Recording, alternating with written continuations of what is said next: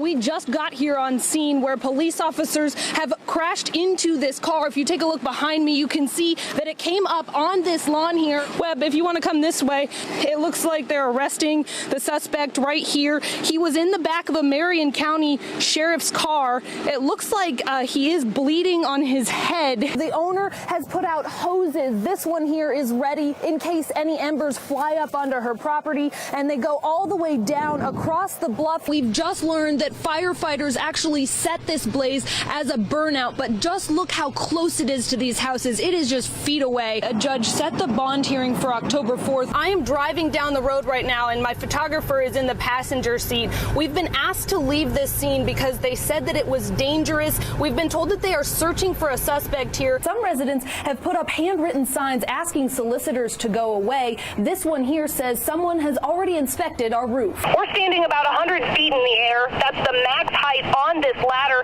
It's also the height of a 10 to 11 story building. So that's going to have to stay there for a little while longer. However, that tree was also hitting this car earlier today, and they removed that portion of it. We got a paintball gun to shoot a News Channel 9 car today to see what it would feel like to be inside the car when the ball hit.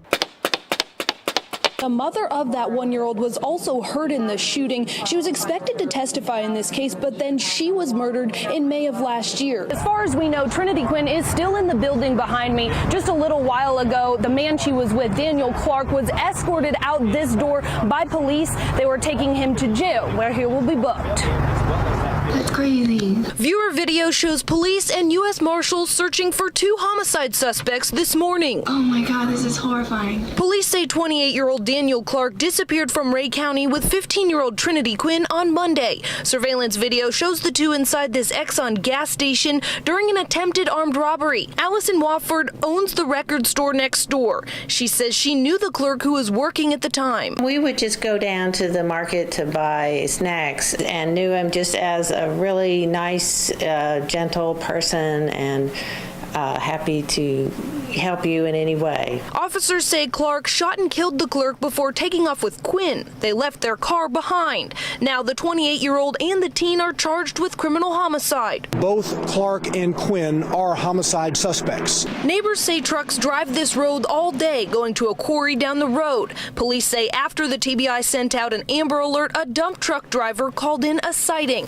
Officers found the pair here, right behind Matt Garrett's house. I'm glad they found him, but not too happy that I was right by the house. Garrett drove by the gas station where the shooting happened this morning, but until the Amber Alert was sent out, he didn't know it was related to an endangered child search. I did see it come through probably 10 o'clock, which was quite a bit after I saw it on the news early in the mornings. In the woods where police caught up with the pair, police say they found a backpack with a gun inside. In a statement, the company that owns the gas station says the clerk had worked there for 8 years. That gas station is closed until further notice. Reporting live in Nashville, Hannah Lawrence, News Channel 9. I am on the front lawn of a house that sits on the Chickamauga Lake. Behind me, you can see a bench right here that water has come up to. And right over here, this actually is the dock where the person's chair is sitting out there. And right in front of it, that's the gate where you would use to get out onto the dock. The flooding is not the only issue here on this property.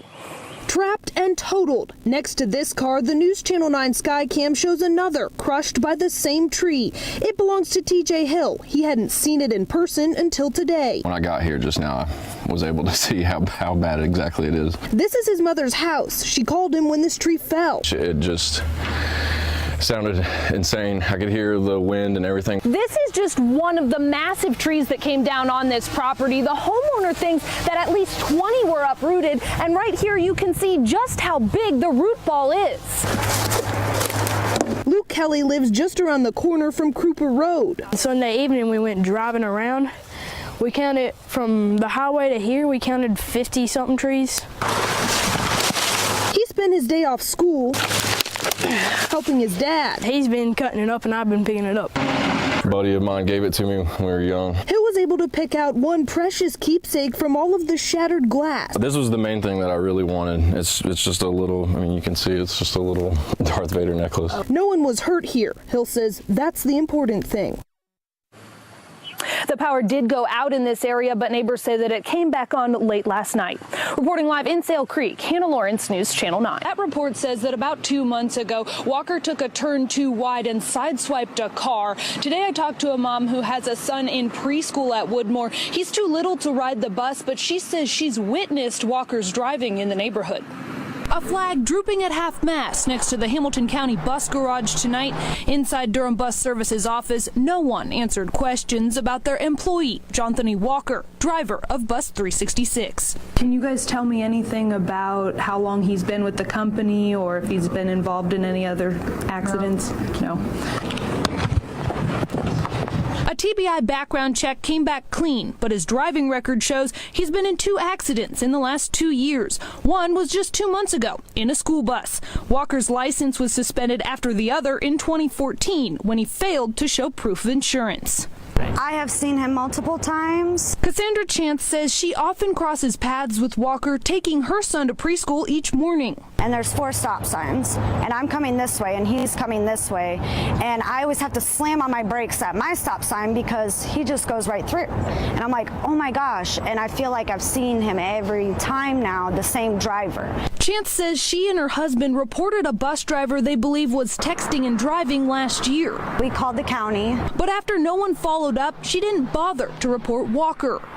I feel guilty. I feel like I should have said something before, but after the report that we made the first time, I just feel like nobody's listening to us. You know, we're the little people in the community, and they wait until something like this happens, you know?